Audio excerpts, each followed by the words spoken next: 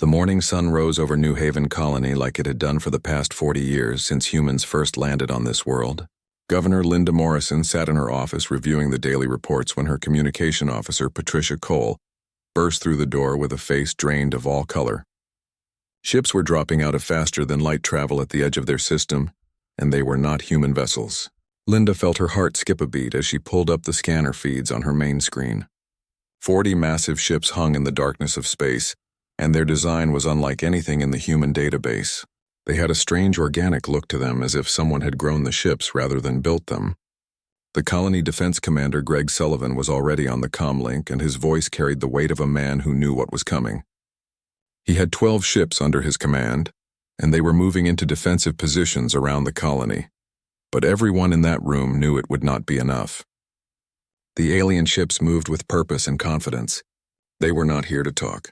Within minutes, the first weapons fire lit up the orbital space around New Haven. Greg's ships fought with everything they had, but it was like throwing stones at a mountain. The alien vessels had shields that absorbed the human missiles, and their return fire was devastating. One by one, the colonial defense ships went dark. Greg's last transmission was cut short as his flagship exploded in a ball of fire that could be seen from the planet's surface. Linda watched it all happen from her office window. 18 minutes was all it took for the aliens to destroy every ship humanity had in the system. Now there was nothing between the colony and whatever these creatures wanted. The communication console lit up with an incoming message. Linda took a deep breath and accepted it. The face that appeared on her screen would haunt her nightmares for years to come. 6 eyes arranged in a hexagonal pattern stared at her from a face covered in dark chitin. Mandibles clicked and clacked as the creature spoke, and the computer translated its words into English. The alien introduced himself as a commander of the Zathrak Confederation and informed her that New Haven now belonged to them. Humans would be allowed to live, but only as servants to their new masters. Resistance would be met with extermination. Linda felt rage building in her chest, but she kept her voice steady as she informed the alien that humanity would never accept slavery. The Zathrak commander made a sound that might have been laughter. He told her that Earth was 17 light-years away, and by the time any help arrived, the colony would be fully integrated into their empire. Humans were alone and helpless, but the alien had made one critical mistake. He assumed that distance meant safety. What he did not know was that the quantum relay had sent a distress signal the moment his ships appeared in the system. The message traveled faster than light itself, and it carried a simple message to Earth. New Haven was under attack. The colonial defense fleet was destroyed. 3 million human lives were now in the hands of hostile aliens. The message arrived at Earth Defense Command in Geneva, and within seconds alarms were screaming through every level of the command center.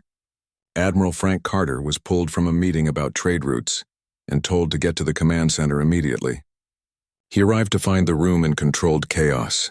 Officers were shouting reports and updates while holographic displays showed the situation at New Haven in real time, thanks to the quantum link. The United Earth Council convened within the hour. Representatives from every nation and every colony gathered in the Great Chamber in Geneva. Representative Maria Lopez from South America stood and demanded immediate action. Ambassador Peter Hughes urged caution and suggested diplomatic channels. The debate raged for nearly 10 minutes before Council President Helen Crawford stood up. She was a small woman who looked like someone's grandmother, but when she spoke, the entire room fell silent. She stated simply that the time for debate was over. The Zathrak had made their position clear. They saw humans as inferior beings fit only for servitude. They believed humanity was weak and divided. She turned to Admiral Carter and asked him a single question. What were their military capabilities? Frank brought up the holographic display and the numbers filled the room. 800,000 active military vessels, 200,000 in reserve or available for conversion. Total possible deployment of 1 million ships within 6 weeks.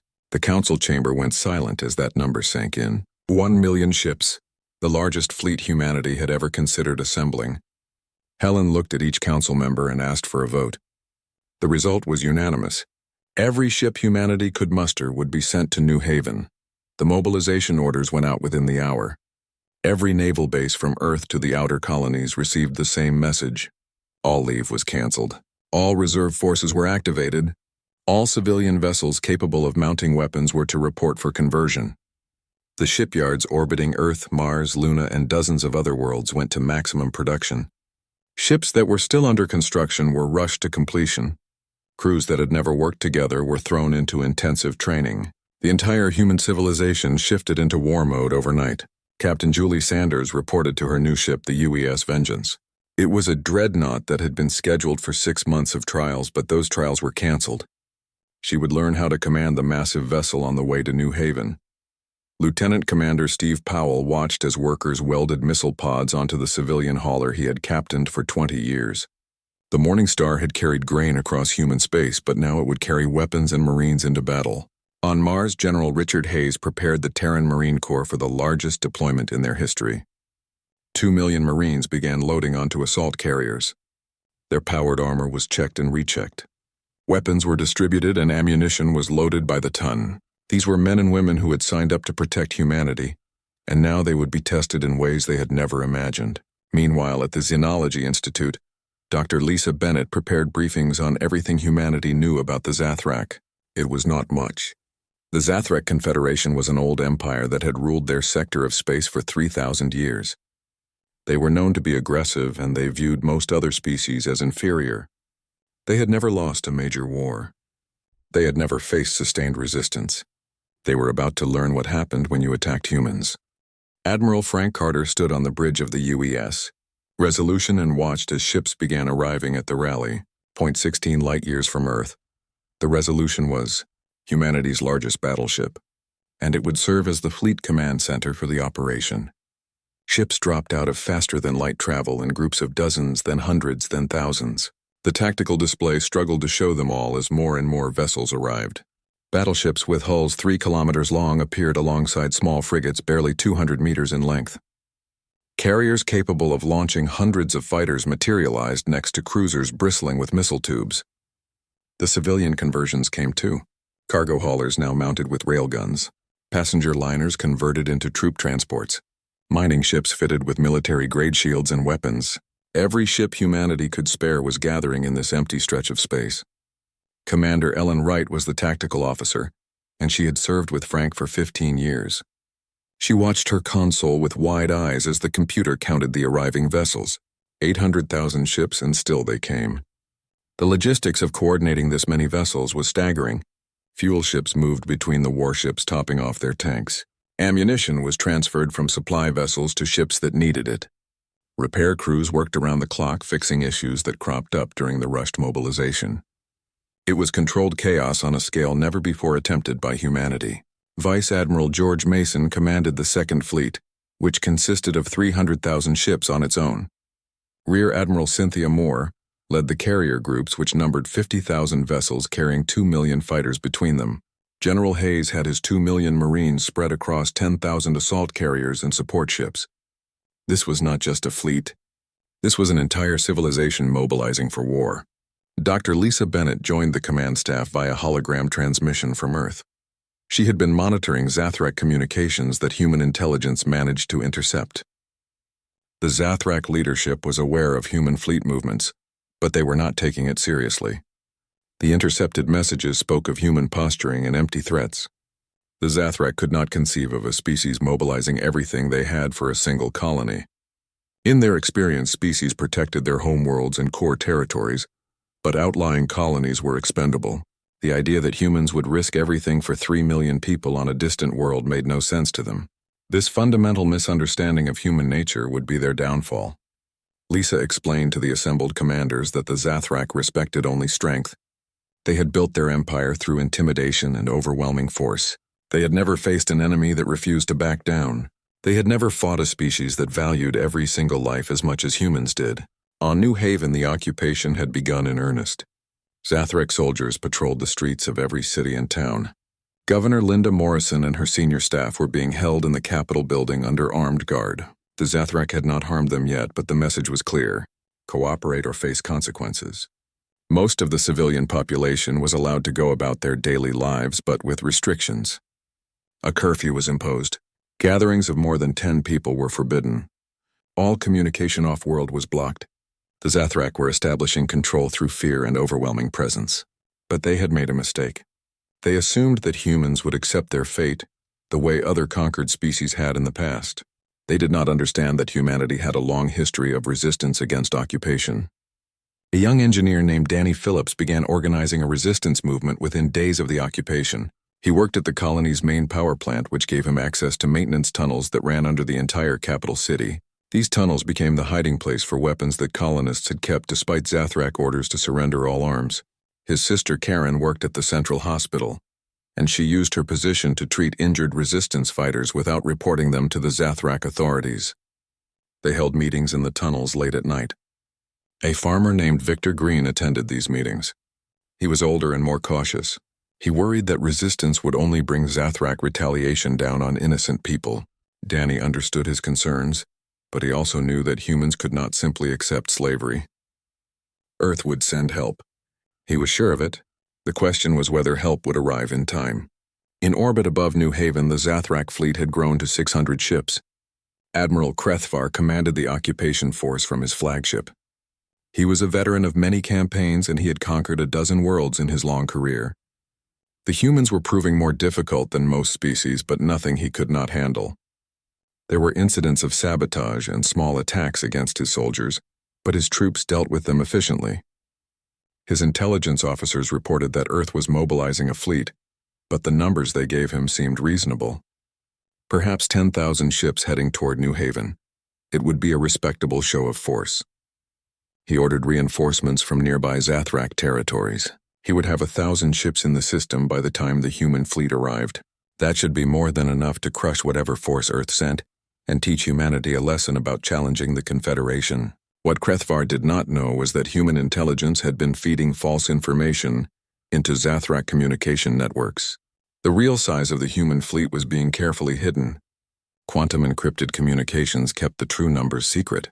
The Zathrak scouts that tried to observe the human fleet assembly found themselves looking at carefully prepared decoy formations. They reported seeing thousands of ships which matched Zathrak expectations. The real fleet of 1 million vessels remained hidden behind sophisticated electronic warfare measures. This deception was deliberate. Admiral Carter wanted the Zathrak to be confident. He wanted them to commit their forces to New Haven. He wanted them completely unprepared for what was coming. The element of surprise would save human lives and end the battle quickly. The final ships arrived at the rally point 48 hours after the first vessels appeared. The fleet was complete. 1 million ships arranged in formations that stretched across millions of kilometers of space. Battleship groups formed the core with their massive weapons and heavy armor. Cruiser squadrons created screening elements to protect the larger ships.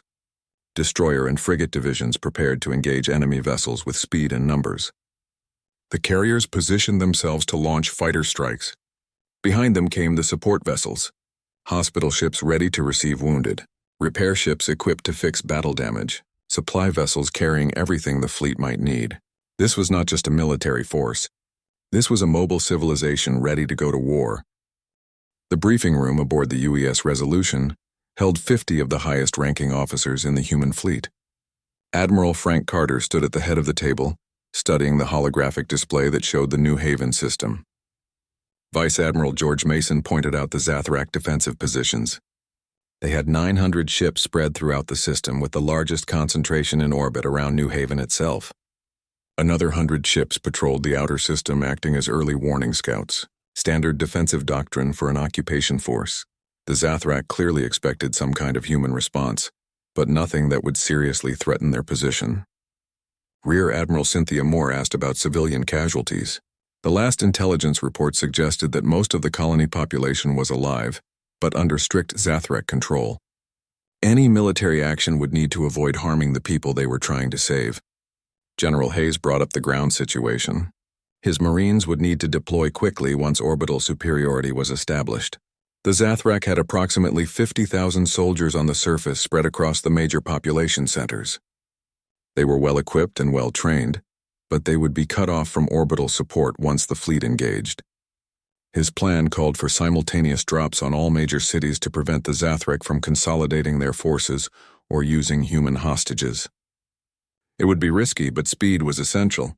Every hour the battle lasted increased the chance of civilian casualties. Dr. Lisa Bennett provided the psychological profile of the Zathrak command structure.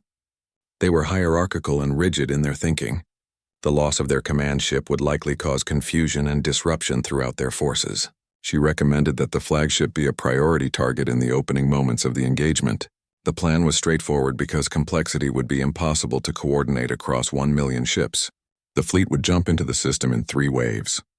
The first wave, consisting of 200,000 missile frigates, would launch their payloads immediately upon arrival.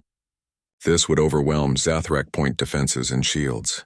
The second wave of 400,000 mixed vessels would engage at medium range, targeting any ships that survived the initial missile barrage. The third wave of 400,000 ships, including all the heavy battleships, would move in to finish any remaining resistance and establish orbital control. The carriers would remain back, launching fighters to screen against any counterattacks. It was a plan that relied on overwhelming force and speed. There would be no extended battle. The Zathrak would either surrender quickly or be destroyed. Frank gave his commanders 6 hours to brief their individual units and prepare for the jump. Captain Julie Sanders gathered her bridge crew aboard the Vengeance and went over their role in the coming battle. They were part of the third wave, which meant they would be engaging damaged or disorganized enemy forces. Her weapons officer, Lieutenant Kevin Ross, had programmed firing solutions for a dozen different scenarios. Her helm officer, Lieutenant Claire Morgan, had practiced the approach vectors until she could fly them with her eyes closed. Her shield officer, Ensign Paul Scott, monitored the defensive systems. Every member of her crew knew their job and they were ready. Julie had served in the Navy for 12 years, but this would be her first major fleet engagement. She would not let her people down. She would not let New Haven down. Lieutenant Commander Steve Powell stood on the bridge of the Morning Star and marveled at what his old cargo hauler had become. The ship was barely recognizable, with missile pods welded to the hull and military-grade shields installed over the old civilian models. His crew was a mix of his regular people and Navy personnel assigned to operate the weapon systems. They were part of the second wave, and their job was simple: get in range and fire everything they had. Steve had hauled cargo for 20 years across a dozen systems. He knew every quirk of his ship, and he knew she would hold together when the shooting started. The Morning Star might not look like much, but she would do her part. 16 light-years away on New Haven, the Resistance prepared for what they hoped was coming. Danny Phillips and his cell moved weapons and supplies to strategic positions throughout the capital city. They did not know when Earth's response would arrive, but they wanted to be ready.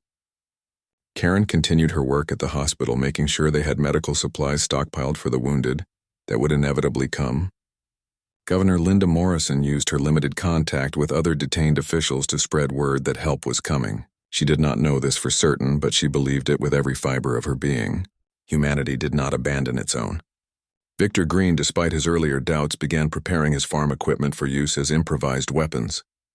If Earth was coming, then the people of New Haven would fight alongside them. Admiral Krethvar reviewed his defensive positions with satisfaction. His fleet of 900 ships was positioned perfectly to intercept any human force that dared to challenge him. His scouts reported no sign of the expected human fleet yet, but they would come eventually. Humans were emotional, and they would not accept the loss of a colony without some gesture of defiance. When they arrived with their few thousand ships, he would destroy enough of them to break their spirit, and then he would dictate terms. Perhaps he would demand they surrender 2 more colonies as punishment for their resistance. The thought pleased him. Within a generation, humans would be a servant species, providing labor and resources to the Confederation. It was the natural order. The strong ruled and the weak served. The human fleet made final preparations for the jump to New Haven. Crews ran last-minute checks on weapons and shields. Marines loaded into drop pods. Pilots climbed into fighters. Medical teams prepared operating rooms. Chaplains offered prayers for those who wanted them. In the command center, Frank Carter looked at the faces of his senior officers. These men and women represented the best humanity had to offer. They came from every nation and every colony. They spoke different languages and followed different traditions, but they were united in purpose. He gave the order. The fleet would jump in 30 minutes. Messages were sent to loved ones back home. Personal items were stowed away. Game faces went on. This was it. This was the moment that would define humanity's place in the galaxy. They would show the Zathrak and every other species watching that humans protected their own, no matter the cost. The countdown began. Ships aligned their faster-than-light drives to quantum-synchronized timers. Navigation computers calculated the jump with precision measured in microseconds. The entire fleet would arrive at New Haven simultaneously in a maneuver that had never been attempted on this scale. If it worked, it would be the most impressive display of coordination in military history. If it failed, ships could emerge from FTL inside each other or scattered across the system. The risk was enormous, but so was the potential reward. Surprise and overwhelming force applied at a single moment could end the battle before it truly began. At 10 seconds, the final checks were completed. At 5 seconds, drives began spooling up. At 1 million human ships vanished from normal space and began the journey to New Haven. The trip would take 17 seconds. 17 seconds to cross 16 light years.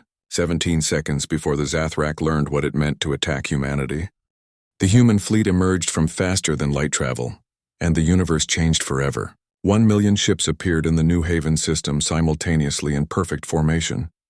The quantum synchronized navigation had worked flawlessly.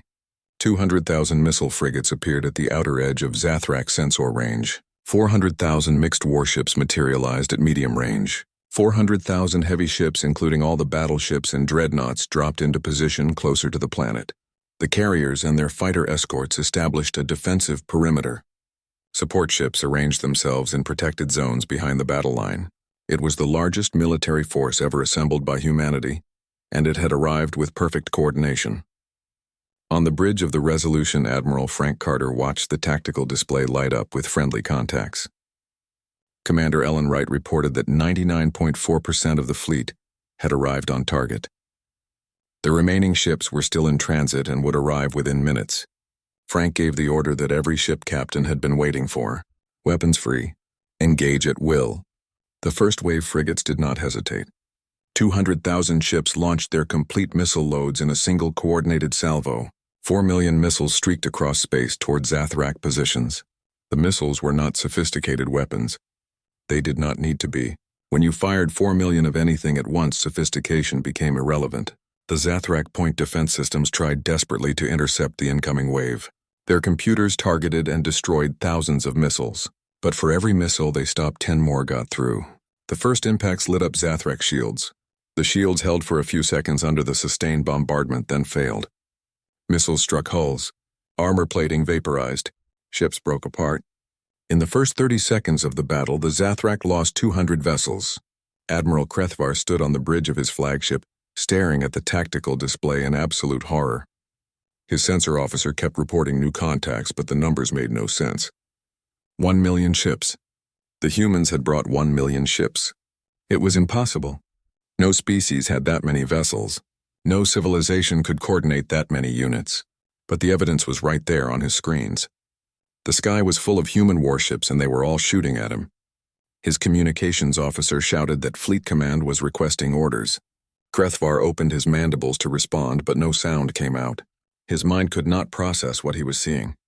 Centuries of Zathrak military doctrine assumed numerical superiority, or at worst parity with enemy forces. Nothing in their training prepared commanders for being outnumbered 1,000 to 1. The second wave of human ships moved into engagement range. 400,000 vessels opened fire with every weapon they carried. Railguns hurled projectiles at relativistic speeds. Lasers carved through armor. Plasma cannons melted hulls. Missiles continued to pour from launch tubes. The Zathrak fleet tried to form defensive formations, but the human ships were everywhere. They attacked from above and below. They came from the sides. They struck from behind. Standard tactical doctrine required ships to cover each other's weak points, but there were too many human vessels. Every Zathrak ship found itself targeted by dozens of human ships simultaneously. Some Zathrak commanders tried to fight. They positioned their ships and returned fire with disciplined precision. They managed to destroy human vessels. Frigates exploded. Destroyers were crippled. But for every human ship that went dark, 5 more took its place. Captain Julie Sanders brought the vengeance into the battle as part of the third wave. Her tactical display showed Zathrak ships scattered and disorganized. The first 2 waves had shattered their defensive positions. Now it was time to finish the job. She ordered Lieutenant Kevin Ross to target a Zathrak cruiser that was trying to rally nearby ships. The Vengeance's main guns were massive rail cannons that ran half the length of the ship.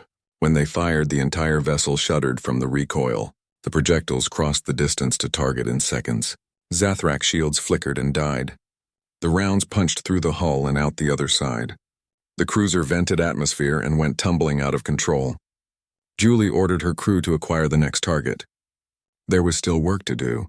On the Morning Star, Lieutenant Commander Steve Powell watched his hastily installed weapons perform beyond expectations. His missile pods were emptying at a steady rate. His gunners were calling out hits.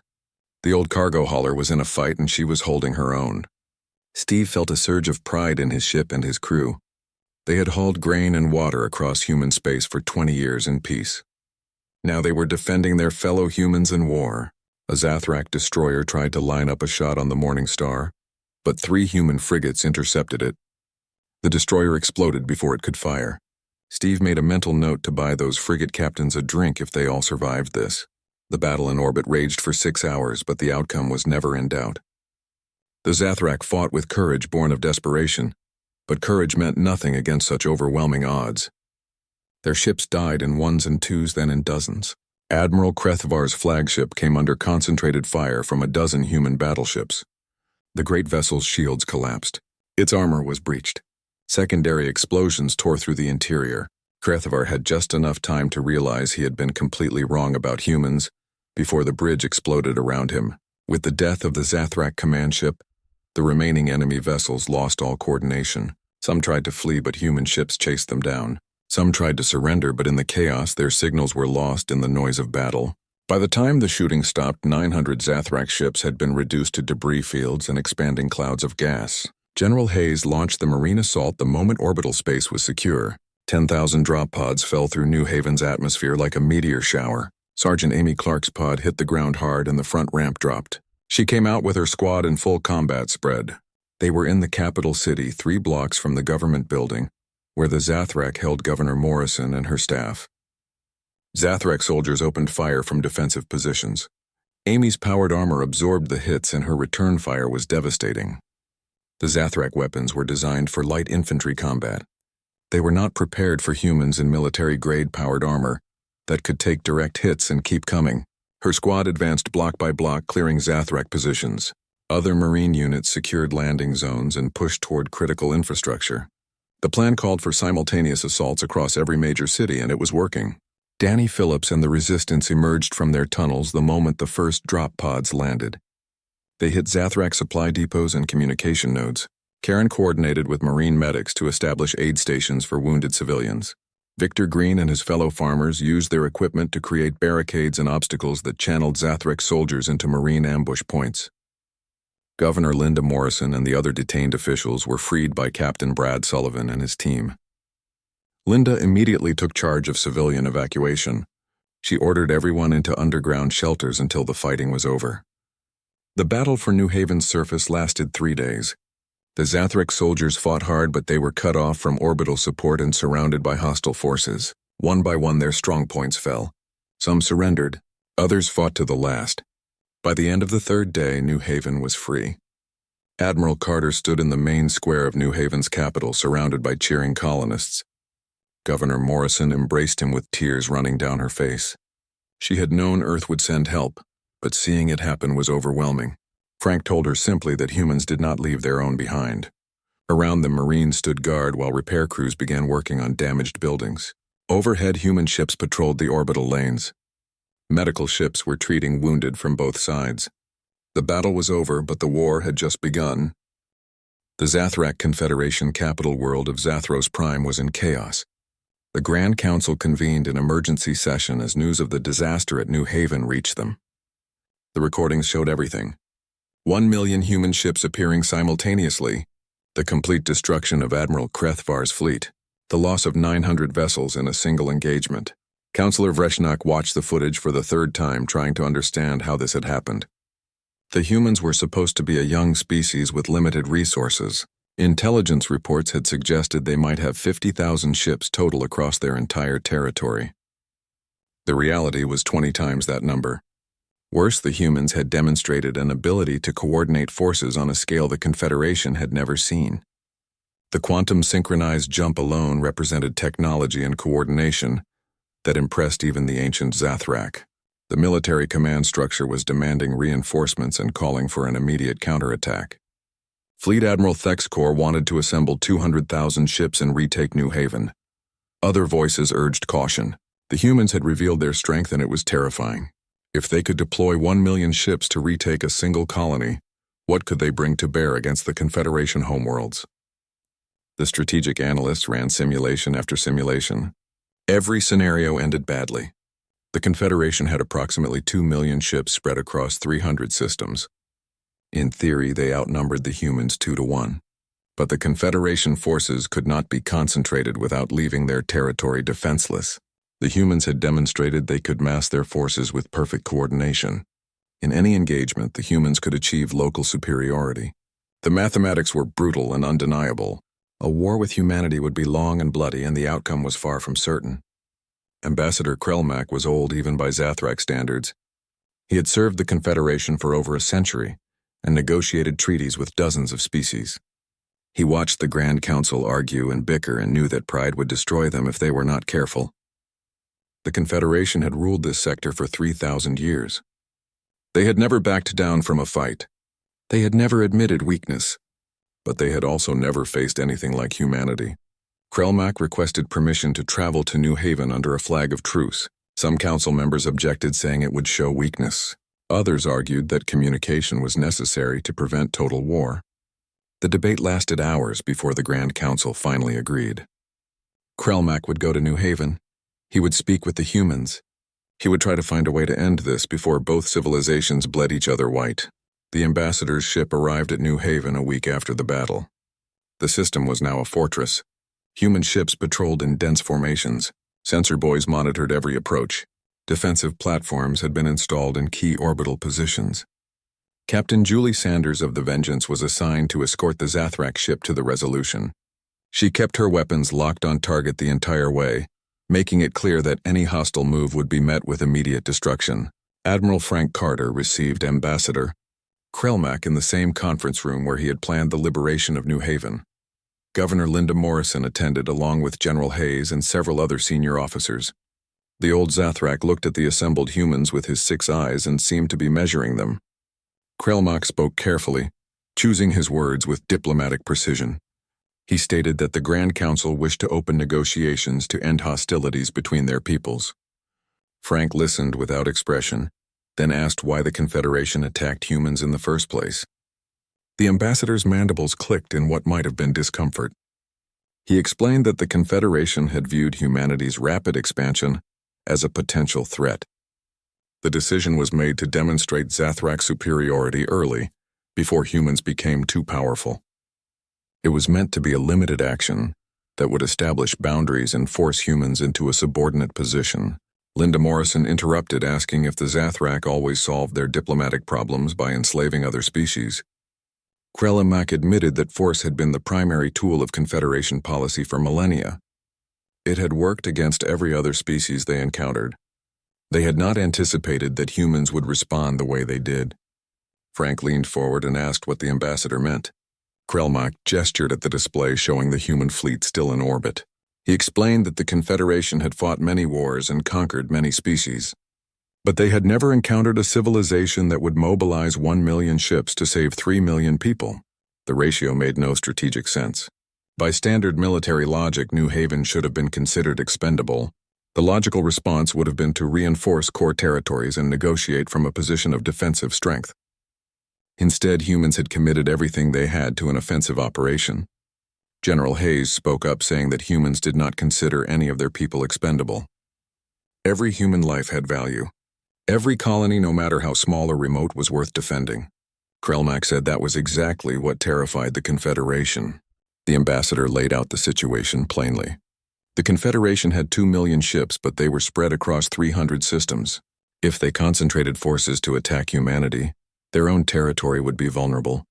If they maintained their current deployment, they could not match the numbers humans could bring to any single battle. The strategic calculus favored humanity in almost every scenario. More importantly, the Confederation had learned something about human psychology. Humans fought differently than other species. They did not calculate acceptable losses. They did not abandon positions when outnumbered. They did not surrender when the odds turned against them. A war between the Confederation and humanity would be brutal beyond anything either side had experienced. Krelmak stated that he was authorized to offer terms for peace. Frank listened to the proposed terms. The Confederation would withdraw completely from New Haven and human space. They would pay reparations to families who lost members in the attack. The Grand Council would issue a formal apology. A neutral zone would be established between human and Zathrak territory. A non-aggression pact would be signed lasting 100 years. During that time, both sides would respect each other's borders and settle disputes through diplomatic channels. Frank looked at Governor Morrison and the other officers. They discussed the terms quietly among themselves. Finally, Frank turned back to Krelmack and said the terms were acceptable with one addition. Any other species threatened by the Confederation would be offered human protection. If the Zathrak attacked anyone else, humanity would intervene. The ambassador hesitated, then agreed. The alternative was a war that might destroy both civilizations. The Treaty of New Haven was signed 3 months later. Zathrak forces withdrew from human space under the watchful eyes of the human fleet. Reparations were paid to every family affected by the attack.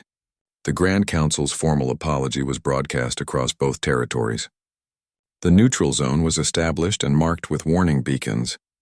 President Helen Crawford addressed the United Earth Council, and through them all of humanity.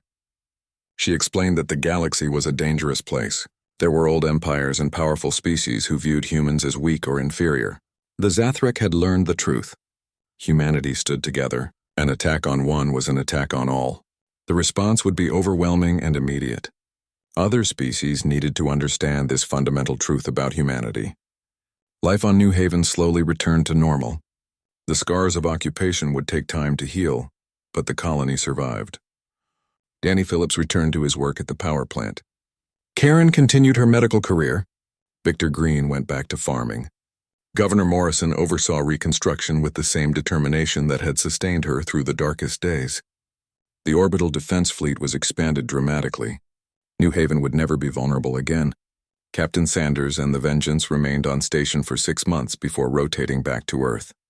Lieutenant Commander Powell and the Morning Star were converted back to civilian use and returned to hauling cargo, but the ship kept its military-grade shields as a reminder. Across the galaxy, other species took notice of what happened at New Haven.